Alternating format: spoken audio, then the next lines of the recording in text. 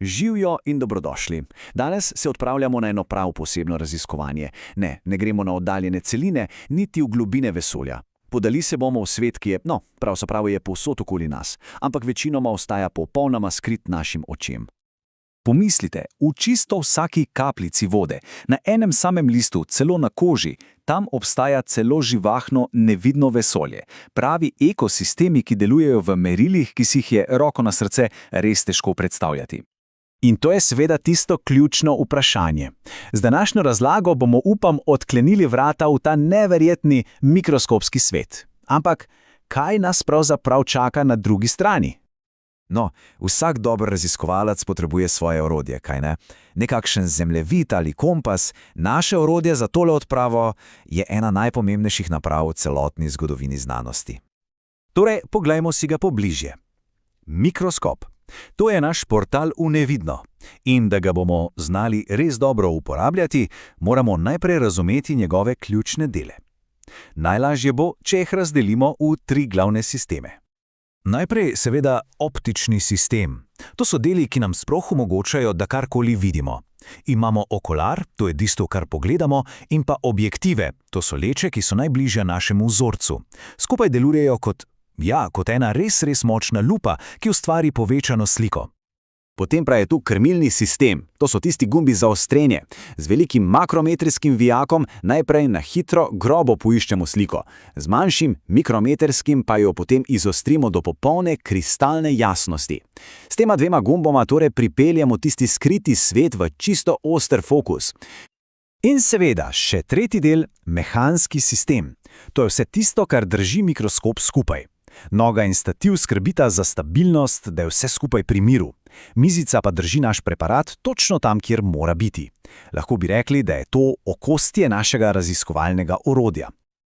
Ok, zdaj, ko poznamo orodje, je čas, da vstopimo v ta novi svet. Ampak pozor, tukaj pravila videnja niso povsem enaka kot v našem svetu. Mikroskop namreč stvari ne pokaže samo povečane, prikaže jih na en zelo specifičen način.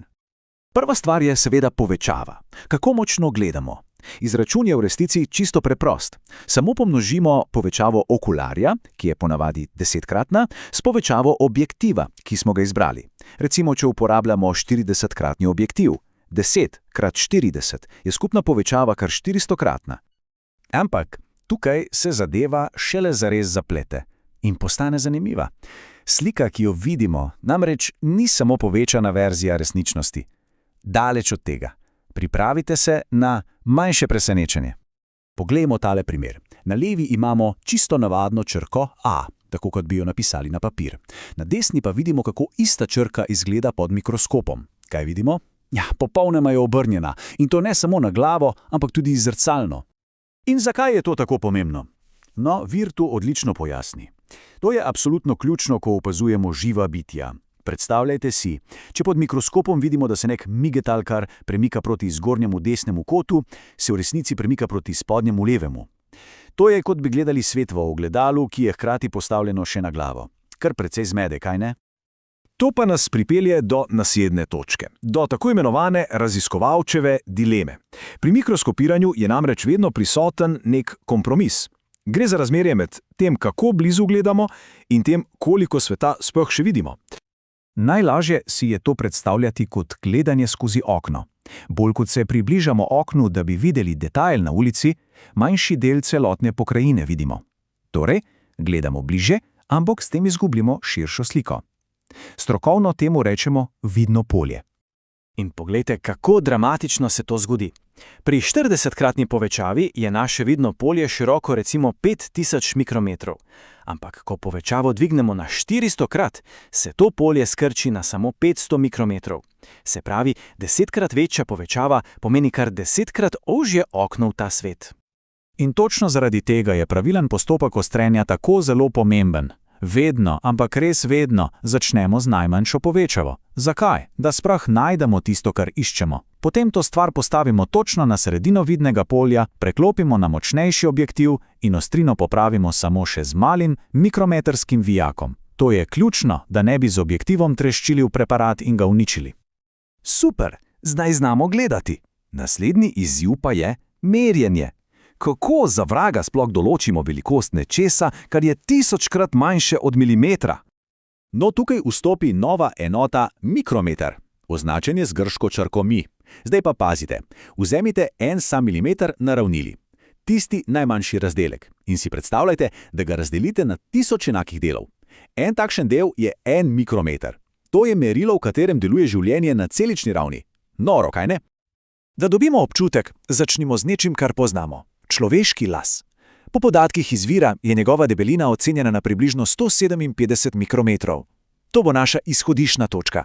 Zapomnimo si to številko. Ok, zdaj pa poglejmo nekaj res mikroskopskega. Parameci ali po domače migetalkar. To je en samčat celični organizem, ki veselo plava naokoli. Vprašanje je, kako velik je v primerjavi z debelino našega lasu. Odgovor: njegova ocenjena dolžina je samo 71 mikrometrov. To je manj kot polovica debeline lasu. Pravzaprav bi lahko 2 migetalkarja udobno postavili enega zraven drugega čez širino enega samega lasu. In za konec gremo še na manjše. Rdeča krvnička. Njen premer je ocenjen na borih 7 mikrometrov. 7! To pomeni, da bi jih lahko več kot 20 zložili v ravno vrsto, samo da bi preškali en sam las. Šele to ti da pravi občutek za to, kako neverjetno majhen je ta svet v resnici. In s tem smo prišli do konca našega osnovnega tečaja. Spoznali smo orodje, se naučili pravili tega novega sveta in celo izmerili nekaj njegovih prebivalcev. Ključne lekcije so za nami. To potovanje se tukaj res da zaključuje, ampak hkrati je lahko to šele začetek nekega novega. Zdaj, ko so osnove jasne, ko so zemljevid in orodja pripravljena, se odpira cel neskončen svet možnosti za odkrivanje. Vprašanje je samo, kateri nevidni svetovi čakajo, da jih nekdo odkrije.